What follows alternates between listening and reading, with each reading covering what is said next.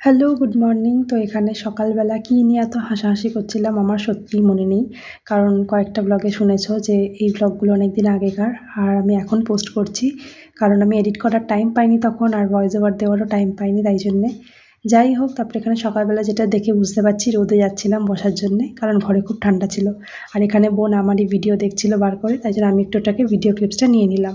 তারপর আমরা দুজন এরকমই সবসময় করতে থাকি, আর আমার বোন আমাকে এরকমই জ্বালাতন করতে থাকে। আগের ভিডিওতেই বলেছিলাম আমাদের রিলেশনশিপটা টম অ্যান্ড জেরির মতন, তো দেখে আশা করি বুঝতেই পারছো কী অবস্থায় থাকি আমরা দুজনে। এরকমই করতে থাকি। যাই হোক, তারপরে মায়ের সাথে মাও এখানে রোদে বসেছিল, একটুখানি সেলাই ফেলাই করছিল।